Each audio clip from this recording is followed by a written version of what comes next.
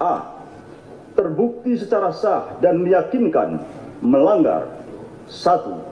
Pasal 13 ayat 1 Peraturan Pemerintah Nomor 1 Tahun 2003 tentang pemberhentian anggota Polri, junto Pasal 5 ayat 1 huruf B Perpol Nomor 7 Tahun 2022 tentang Kode Etik Profesi dan Komisi Kode Etik Polri yang berbunyi, anggota Kepolisian Negara Republik Indonesia dapat diberhentikan dengan tidak hormat dari Dinas Kepolisian Negara Republik Indonesia karena melanggar sumpah atau janji anggota Kepolisian Negara Republik Indonesia, sumpah atau janji jabatan, dan atau Kode Etik Profesi Kepolisian Negara Republik Indonesia, junto setiap pejabat Polri dalam etika kelembagaan wajib menjaga dan meningkatkan citra, soliditas, kredibilitas, reputasi, dan kehormatan Polri. 2.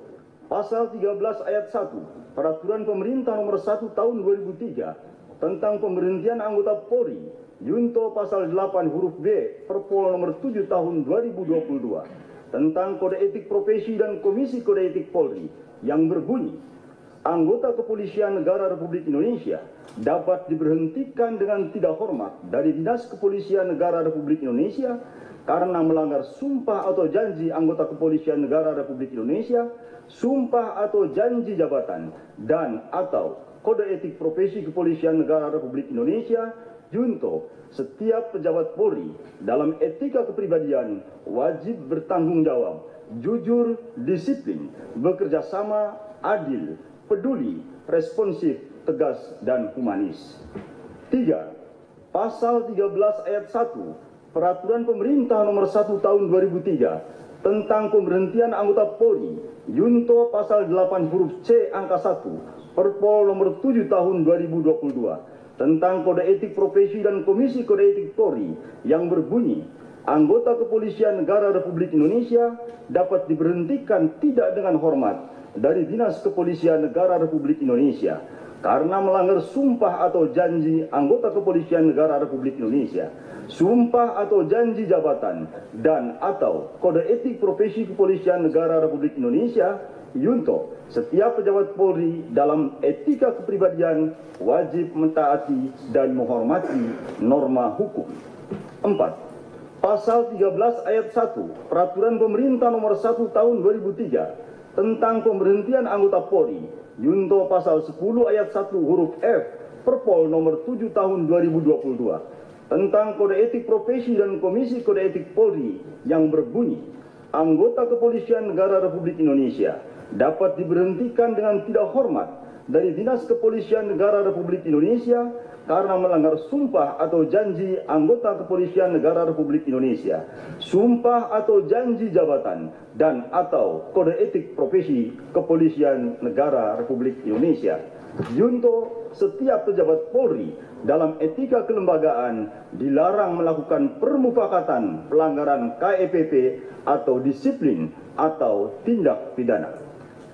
5. Pasal 13 ayat 1 Peraturan Pemerintah Nomor 1 Tahun 2003 tentang pemberhentian anggota Polri, junto Pasal 11 ayat 1 huruf A Perpol Nomor 7 Tahun 2022 tentang Kode Etik Profesi dan Komisi Kode Etik Polri yang berbunyi, anggota Kepolisian Negara Republik Indonesia dapat diberhentikan tidak dengan hormat dari Dinas Kepolisian Negara Republik Indonesia, sumpah atau janji jabatan, dan atau Kode Etik Profesi Kepolisian Negara Republik Indonesia, junto setiap pejabat Polri yang berkedudukan sebagai atasan dilarang memberikan perintah yang bertentangan dengan norma hukum, norma agama, dan norma kesusilaan. 6. Pasal 13 ayat 1 Peraturan Pemerintah Nomor 1 Tahun 2003 tentang pemberhentian anggota Polri, junto Pasal 11 ayat 1 huruf B Perpol Nomor 7 Tahun 2022 tentang Kode Etik Profesi dan Komisi Kode Etik Polri yang berbunyi, anggota Kepolisian Negara Republik Indonesia dapat diberhentikan tidak dengan hormat dari Dinas Kepolisian Negara Republik Indonesia karena melanggar sumpah atau janji anggota Kepolisian Negara Republik Indonesia, sumpah atau janji jabatan, dan atau Kode Etik Profesi Kepolisian Negara Republik Indonesia, junto setiap pejabat Polri yang berkedudukan sebagai atasan dilarang menggunakan kewenangannya secara tidak bertanggung jawab. 7. Pasal 13 ayat 1. Rekan-rekan media yang saya hormati, sebelum saya menyampaikan tentang pelaksanaan sidang AKP yang berlangsung dari tadi pagi ya, sampai dengan pagi lagi ini kurang lebih sekitar 18 jam. Saya selaku Kadif Humas pertama kali menyampaikan permohonan maaf yang sebesar-besarnya pada rekan-rekan media. Mungkin di dalam peliputan sidang KKP hari ini ada hal yang kurang berkenan atau ada hal yang membuat rekan-rekan tidak nyaman. Ya, mungkin peristiwa tadi pagi ya, saya mohon maaf yang sebesar-besarnya kepada rekan-rekan. Kemudian yang kedua, saya juga mengucapkan terima kasih dan apresiasi yang setinggi-tingginya kepada rekan-rekan media yang mengawal proses kinerja dari tim sus yang sudah dibentuk oleh Bapak Kapolri. Rekan-rekan sudah memberikan informasi secara update ya, kinerja dari tim sus dan juga memberikan literasi kepada masyarakat.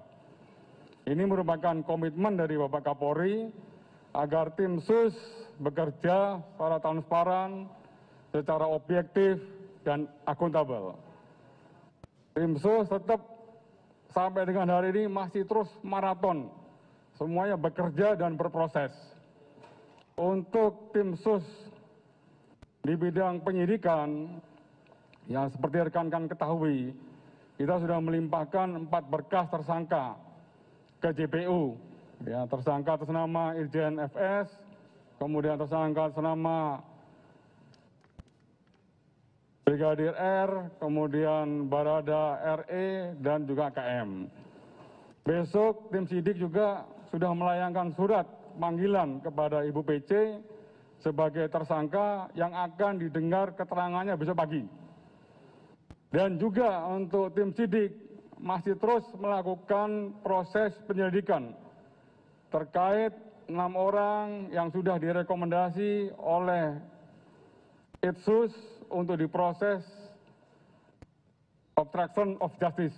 Ya, ini masih berproses semuanya. Dan sesuai dengan perintah Bapak Kapolri, tim sus bekerja paralel dan secepatnya untuk segera dituntaskan kasus-kasus tersebut.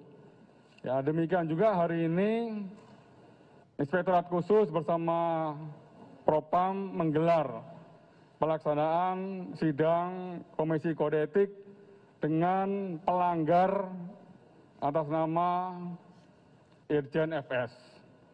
Seperti rekan-rekan ketahui bersama, dari sidang maraton yang sudah dilaksanakan pada hari ini, pimpinan sidang telah memutuskan secara kolektif kolegial kepada pelanggar FS, ya tadi sudah disebutkan, perlu saya baca ulang kembali pada rekan-rekan bahwa sanksi yang dijatuhkan yang pertama adalah sanksi etika, yaitu perilaku pelanggar dinyatakan sebagai perbuatan tercela.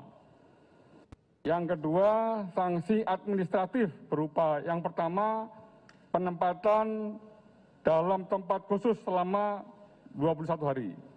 Tentunya yang bersangkutan sudah menjalani patsus, ya tinggal nanti sisanya. Dan yang kedua adalah pemberhentian tidak dengan hormat atau PTDH sebagai anggota Polri. Ya, meskipun yang bersangkutan mengajukan banding, ini merupakan hak yang bersangkutan. Yang bersangkutan sesuai dengan pasal 69 dikasih kesempatan untuk menyampaikan banding secara tertulis 3 hari kerja. Selanjutnya mekanismenya sesuai dengan pasal 69, nanti untuk sekretaris KKEP banding yang dalam waktu jangka 21 hari akan memutuskan ya keputusannya. Ya, apakah keputusannya tersebut sama dengan keputusan yang disampaikan pada hari ini atau ada perubahan. Ya, Yang jelas yang bersangkutan pun sudah menerima apapun keputusan yang akan diambil oleh sidang banding nantinya. Ya, kemudian rekan-rekan bahwa proses persidangan yang secara maraton tadi dilaksanakan, kita sudah atau Komisi Sidang Kode Etik memeriksa 16 orang. Ya, 1 sebagai pelanggar atas nama Irjen FS, kemudian 15 saksi. 15 saksi pun ya sebelum yang bersangkutan memberikan keterangan kepada sidang komisi, mohon maaf. Sorry.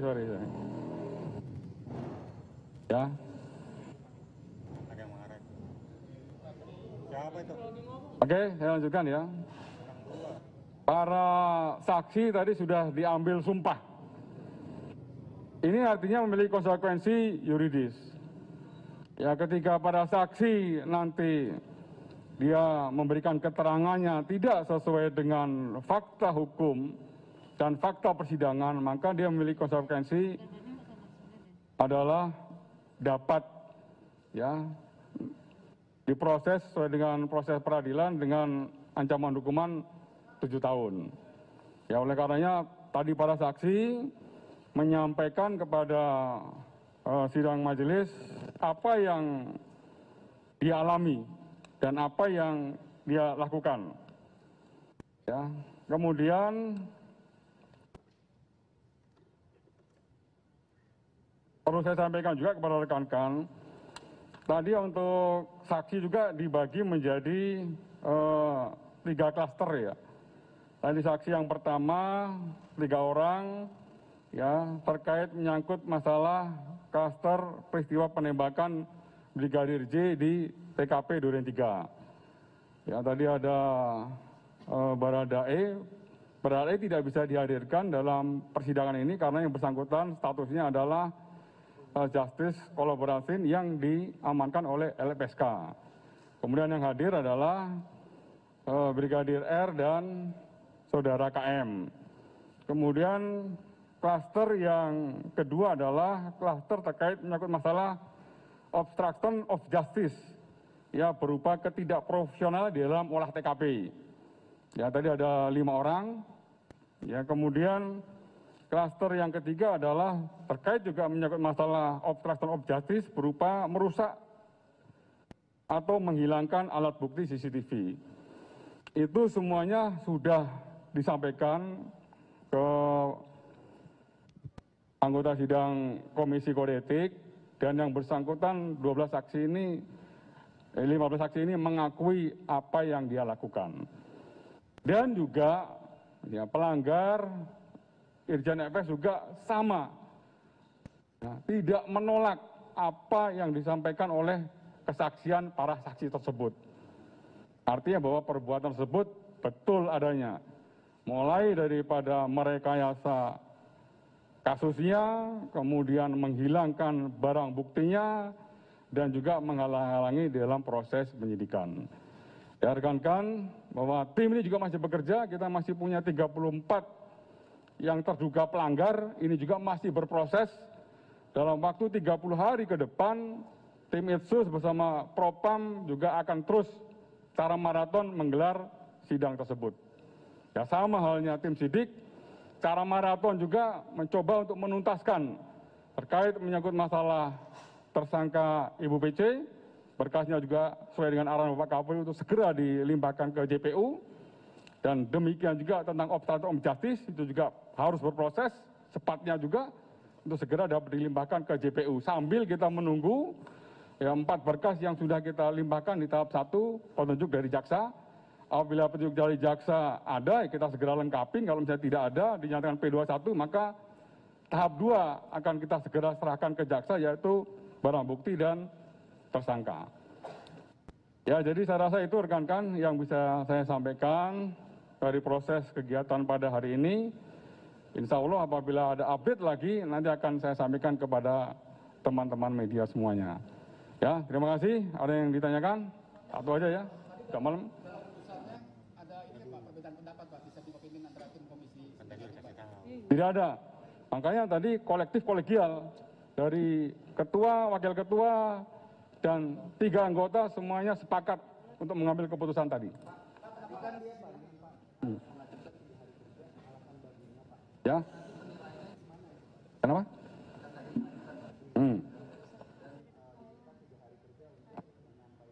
Secara tertulis.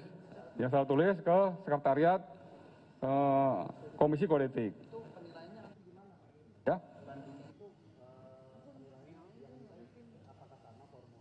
Sidang lagi ya? Oh, beda.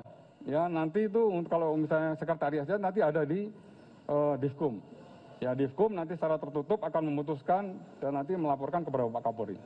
Nanti akan kita sampaikan hasilnya. Ya, Perpol terbaru. Sifat. Ya. Khusus untuk kasus Irjen FS, banding adalah keputusan final dan mengikat. Tidak berlaku itu, tidak berlaku PK. Ya, jadi keputusan banding adalah keputusan final dan mengikat. Sudah tidak ada lagi upaya hukum lagi. Ya, oke rekan-rekan.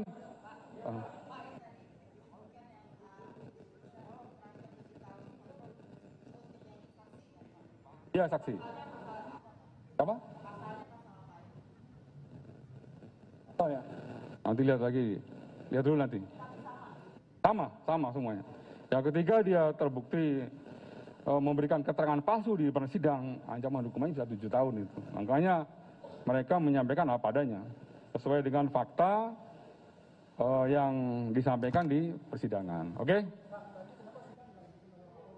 Apa? Belum toh. Ini kan baru sidang pertama. Kalau Pak Kapolri itu nanti sifatnya kalau misalnya ada banding atau ada yang lebih tinggi lagi. Ya? Oke, cukup dengan ini. Ya, teman-teman, terima kasih teman-teman sekali lagi yang jaga kesehatan. Apabila ada hal yang kurang berkenan, sekali lagi saya mohon maaf. Bila itu, assalamualaikum warahmatullahi wabarakatuh.